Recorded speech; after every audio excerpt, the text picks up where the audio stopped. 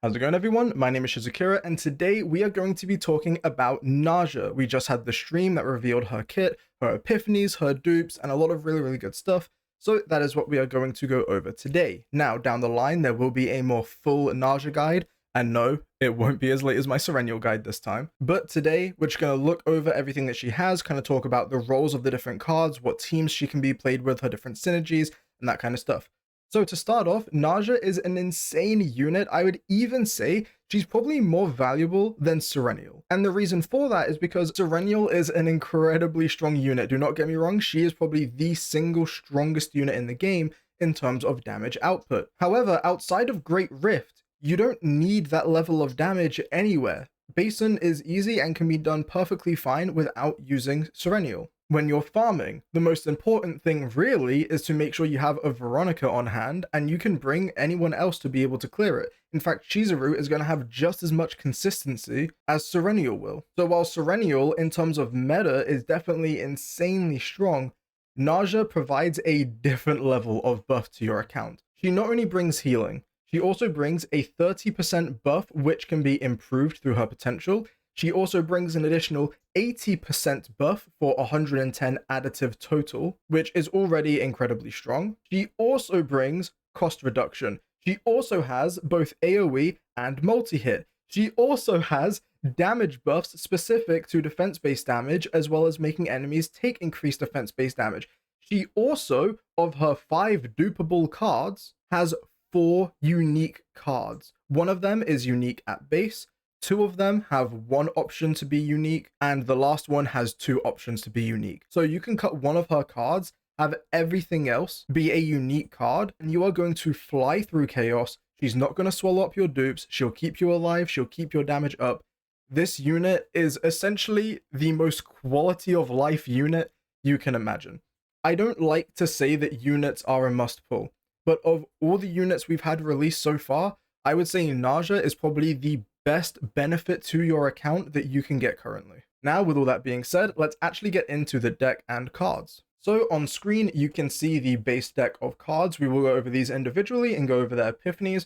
Again, when we get to play with her, I'll be able to put out a full guide on all the different builds and all the different best recommendations, but we will go over what I think is going to be really strong and what I'll be aiming to try out when she releases. Now, before we take a look at the individual cards, I quickly want to point your attention to the 2 buffs that are unique to NARJA. Those are going to be Voracity and Predation, which can both be seen on screen right now. So Voracity, whenever an attack card is used, and this does not have to be NARJA, this is for anybody on the team, NARJA will then heal 40% fixed. And if your health is above 50%, then that attack card will do 30% more damage, and it will reduce the stacks by 1. You can see here, this stacks up to 30 times, which is insane, and you can get up to that amount of stacks, depending on how you choose to build your NARJA. And then the second buff is Predation. So this one has no healing attached to it, however, it is an 80% increase to attack cards if you also have a stack of Voracity. So tying that with Voracity, you're looking at an 110% attack buff. So for some additional context, this is 5.5 stacks of morale.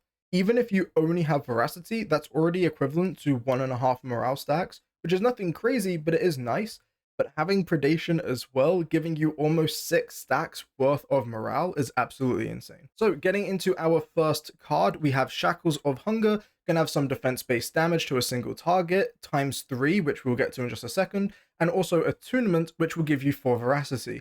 Now, for those who aren't aware, since this is almost exclusively on Selena, though there are a couple cards that also come with Attunement, basically, whenever the card is drawn, you can see it on the right-hand side there, it will activate the Attunement effect. So whenever this card draws into your hand, you will get 4 Voracity. And keep in mind, this doesn't have to be drawn with the effect of another card or anything. This can proc at the start of your turn if you naturally just draw it from the deck. Now, taking a look at the epiphanies for Shackles of Hunger, we're going to start to see that synergy with Chizuru showing up in a couple different places. We can see on the first epiphany, we're now getting 4 hits on that card, going to help build up Shadow of the Moon, as well as Attunement giving 6 Voracity, which is really nice. A similar thing can be applied to Epiphany 3, which is going to add an extra hit for each Voracity that you have. We're going to see it again with Epiphany 3, where for every 4 Voracity you have, up to 3 times, you'll get an additional hit that's going to give you 6 at most. And then on Epiphany 4 here, we're going to see some good multi-hit synergy. So this can go for Chizuru, but this can also go for Serenial, this can go for Yuki, this can go for some Mei Lin decks, this can go for some Luke decks. There's definitely some variety on who this can be played with here, but this is going to add 40% damage to the next attack card used, and if you have more than 5 stacks of Voracity, it's going to decrease up to 5 of those and give you 3 predation as well. Now, this is going to be better with lower multi-hits because obviously you only get 3 predation from this, but provided you can get some other ways of building your predation, again, this is going to be really, really solid on a lot of units. And then for Epiphany 5, nothing too crazy here, some defensive capabilities, which I guess is nice, but the other ones are going to be much more valuable. And Epiphany 2 is just kind of an interesting card, given that it is a 0 cost and that you can get this in your hand every single turn.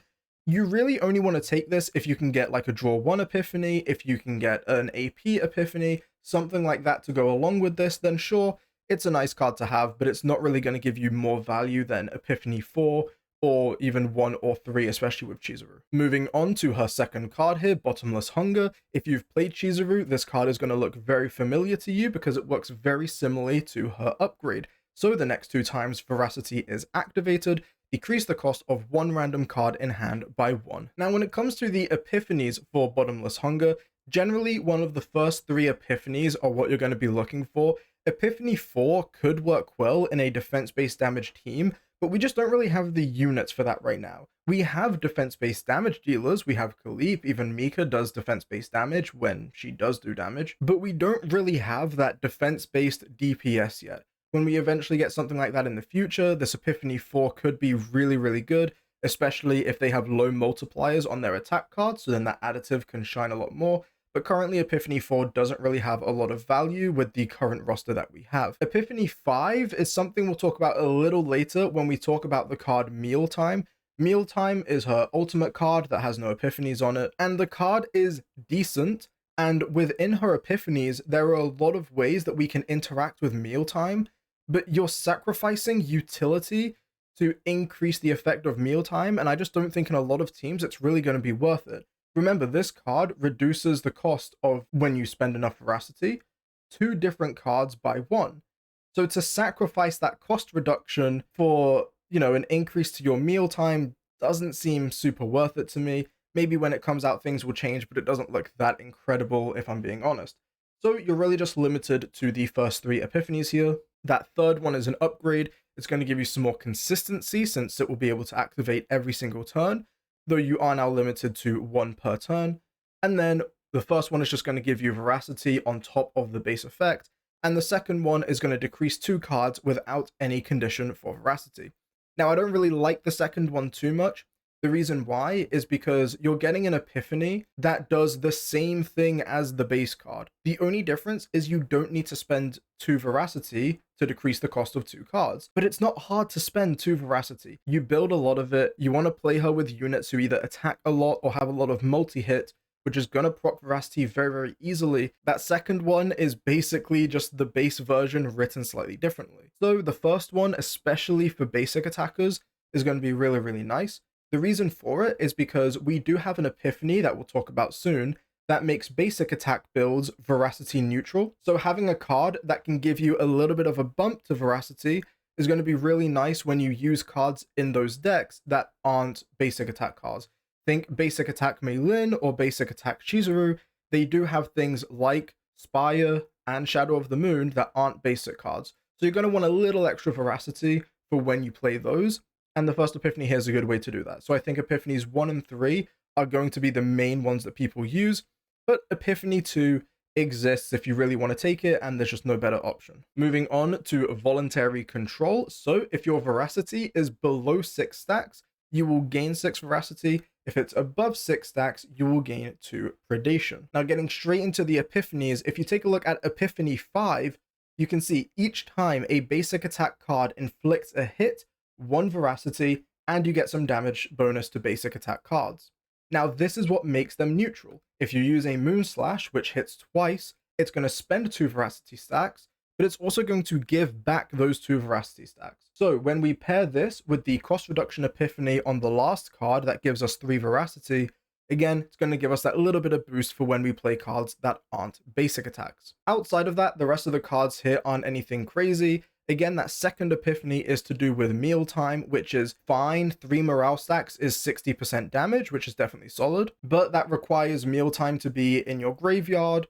If it's not, then it just draws the card. And again, we will take a look at Mealtime in just a couple more cards, and then we'll talk a bit more about Mealtime decks in general when we get to it. But besides that, the third epiphany is definitely interesting. I'm curious to see if it has any interaction with infinite action count and with Wanderer of the Void, which prevents action count being reduced, because I am curious to see if there's going to be a bit of an interaction where, since their action count never technically gets reduced, depending on how the game sees it, you could just stack Voracity an absolute ton. I have a feeling that interaction isn't quite going to work the way that I wish it would, but that might be something worth taking a look at. The fourth epiphany here is mostly going to be something you only use on Serennial.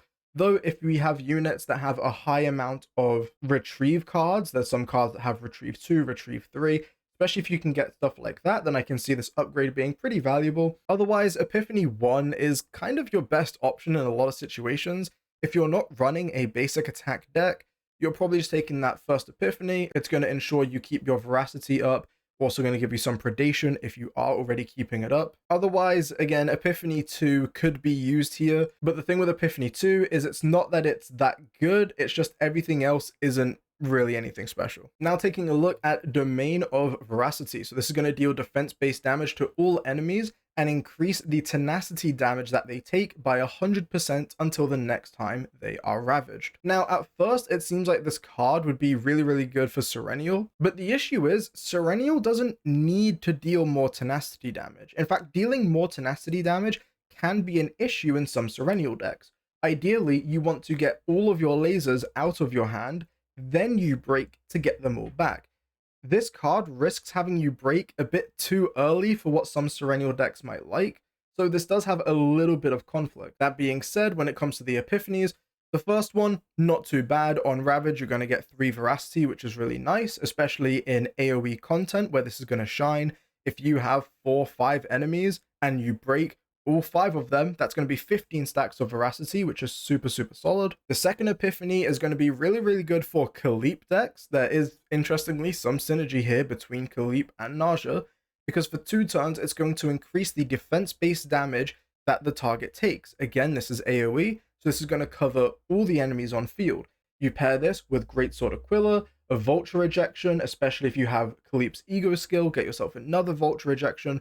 This could do some incredible AoE damage between NARJA and Khalip alone. Moving on to Epiphany 3, nothing amazing. It's another one of those supportive cards that you just don't really need.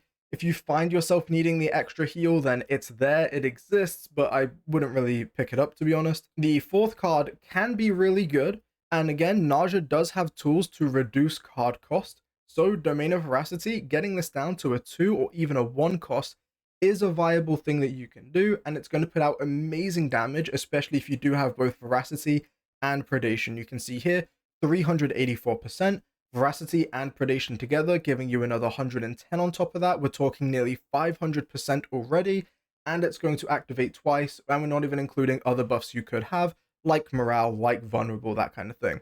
So this card definitely has potential to be insane damage, but it is going to kind of rely on getting that cost down because it is a very expensive card.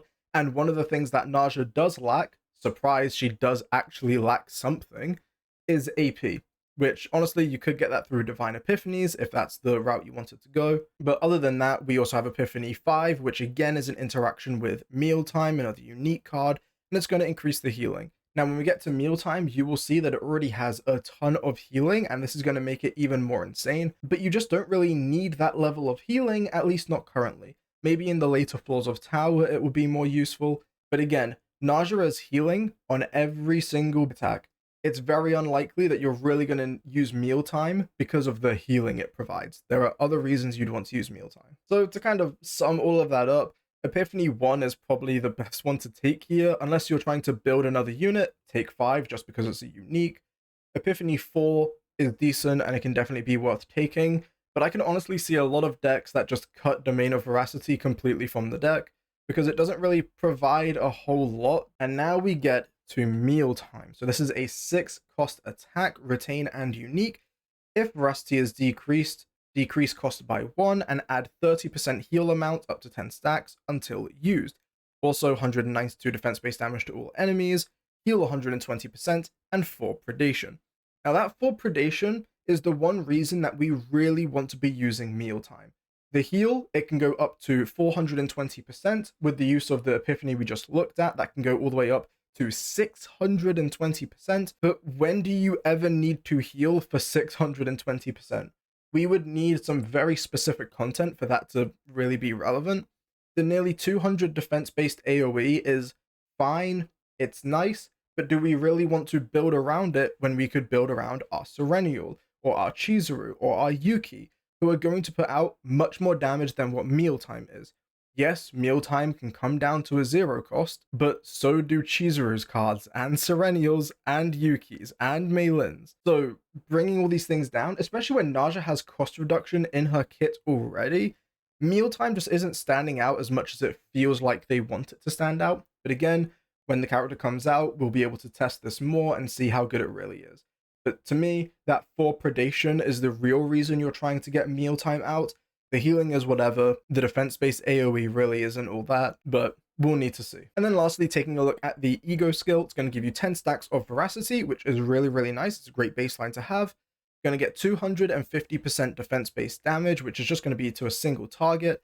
And if Mealtime is in your graveyard, you are also going to get 5 predation, which is really, really nice. On the turn you use this, you could get up to 9 predation for free. And if you can somehow find a couple other stacks through your other cards, even some of these big multi-hit attacks like Meilin's, where you could be hitting 5, 10, 15, even more times than that in a single turn, you're going to get predation on a lot of those hits. So this duo between the ego skill and Mealtime is very, very good. It is only once per battle, but for boss fights, they're probably not going to live after you use this combo. So before we move on to the rest of the kit and start talking about teams, just want to take a quick moment to talk about Gaya. So she is going to be the best in slot partner for NARJA, but there is one thing about her kit that is very, very annoying. So we can see down here, the passive. First part of the passive, assigned combatant's defense is increased by 8 to 16% based on the amount of dupes you have. This, again, we're just stealing the 3-star passive because it's so strong, so I guess from now on, every single 5-star is just going to have the same passive of 8 to 16%. Next, between 20 and 40% defense-based damage for the assigned combatant's instinct cards. So this is already somewhat unique to NARJA, because keep in mind, if you put this on a different class, you don't get that passive effect. So this doesn't work on Khalif. But then we have the last passive. When using a unique attack card of the assigned combatant with an original cost of 6 plus 20 to 40% damage amount of all allies. This is ridiculous. I hate this. You might as well have just said when using Mealtime. Like, I really wish we would stop making these things so hyper specific. I would be fine with these partners not being as strong if it meant they were more universally usable, which is ironic as well because the first 2 partners we got for both Haru and Yuki, their partners aren't even their best in slot options. And now we have a partner like Gaya where this 3rd passive is incredibly strong, but it only applies to Mealtime. Not only does it not apply to other units, it doesn't even apply to her other cards. This only applies to Mealtime. And the thing that's really, really annoying about this is you'll notice it is specifically an original cost of 6. So you know what that means? It doesn't even work on Forbidden Ecstasy of Violence, because this is a 9 cost card. So even if you were to put this on NARJA, this doesn't work. In fact, off the top of my head, I don't even think we have another 6 cost card in the game. Maybe we do, and I could be mistaken. There may be a neutral card that's not coming to mind right now. But as far as I'm aware, this basically only applies to Mealtime. And this will not apply to anyone else until we get another combatant who is a controller, who has a unique attack card, because that's another criteria when using a unique attack card. So it needs to be unique, it needs to be originally 6 cost, and it needs to be on a controller. I don't know when we'll get that. Oh, and also, even if that passive works, if they're not a defense-based damage dealer, then the rest of the passives go out the window as well. So that part's kind of annoying, but rant over. Please stop making partners like this. Moving on to the ego skill, it's going to be 60% damage times 4 and draw one of this unit's attack cards. Again, this is going to have really good synergy with characters like Chizuru, being able to build up that Shadow of the Moon much quicker. So now, moving on to NARJA's potentials, I didn't take a screenshot of the bottom one, but the bottom one is what adds those 2 stacks of Voracity to your basic cards. So you can see here that both of the defense response cards have 2 Voracity on them. That is what you are getting from the first big potential node. The second one is going to be what we have here up top, where you are going to get a flat 5% heal to that defense response card. And if your defense is greater than 250, you're getting another 5%. That's nice. And then underneath that, that 5 out of 5, you're going to be able to get 8% defense. Next to it to the right, you're going to be able to get 10% crit rate. And then the big node at the top, this is going to be the important one. It's going to give plus 10% damage amount to Voracity. If your defense is greater than 300, plus 20% to predation. So when you have both of these together, that is going to add another 30% damage to the attack cards being used, which is going to bring it up to an 140% buff. That is 7 stacks of morale. So this one is going to by far be the most important pickup for her above anything else. You can leave everything else at level 1 until you max out this. This is by far the most important upgrade you are going to want on your NARJA. So now taking a quick look at her duplicates, getting into the first duplicate here, it is going to increase the predation from Mealtime by 2. So instead of giving 4, it's now going to give 6, which is a nice buff. If you want to grab an E1 because you like her, or maybe you just get lucky, you get 2 of these in the same 10 pool, then E1, definitely a nice thing to have, not needed by any means. Taking a look at the E2, when your Voracity decreases, it has a 20% chance to gain 1 Voracity. Now this is fine. 25 is quite a low chance. There's a good chance that this just never procs in some of your battles. You could get lucky and get several procs, but there's a chance that you just never get it. If you're someone who notoriously loses your 50-50s, this is not going to be any better.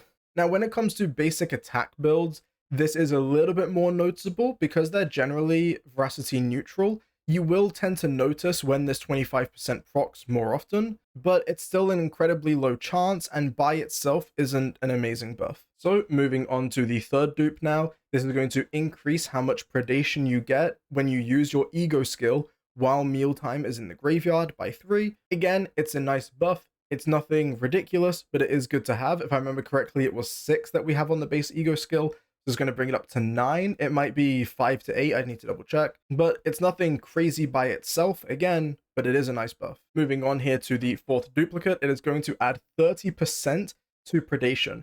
Now this is the stopping point for a lot of people.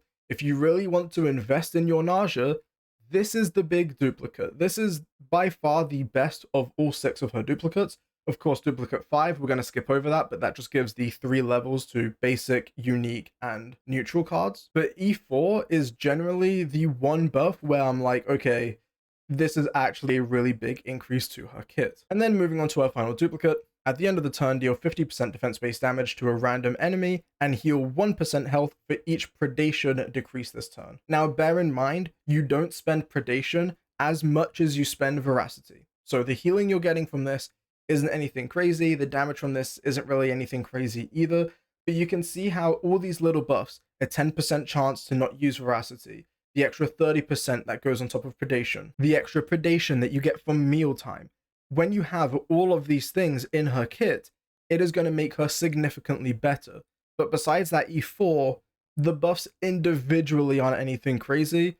I would genuinely say for a lot of people, unless you really like her, just keep her at E0. If you want the E1 because you like to get E1s for characters, you can go ahead and do that. And if you want to invest further and you can go to E4, E4 is a fantastic stopping point. I honestly wouldn't even bother with E5 or 6. But of course, spend however you want to. I personally am going to be keeping my NARJA at E0. And for those of you who are curious, there will be obviously a new background coming with NARJA. So here you go, we have the dinner plate background. Now, does this beat out Serennial's background? For me, not really. I prefer Serennial's over this, but it is still a good background nonetheless. I am a very simple person, what can I say? So before we go, let's just take a quick look at the teams here.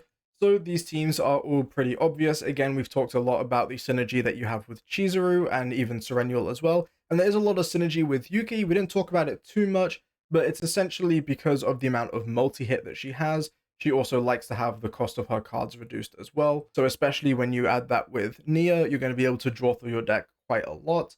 Again, looking at the Chizuru and Rei team, it's going to be similar to the team that we had before. It's just that NARJA is now here to further increase the damage. It's very much a Chizuru hyper carry team that is going to be really, really good. And similar to the top team again, honestly, these teams are just the teams we already use, but we've replaced Cassius with NARJA, which is kind of funny. But these are not the only teams that NARJA can be run with. As I mentioned before, Khalip is another option you can run her with. She can be run with Kayron. You can run her with Mei Lin. You can run her with Luke. You can run her with Tressa, though keep in mind we are getting changes to Tressa, so we'll have to see how those pan out in Season 2. But the best way really to explain NARJA is what happens when Chizuru, Rei, and Mika have a great night together and the result gets raised by Khalip. That is essentially what we have with NARJA here.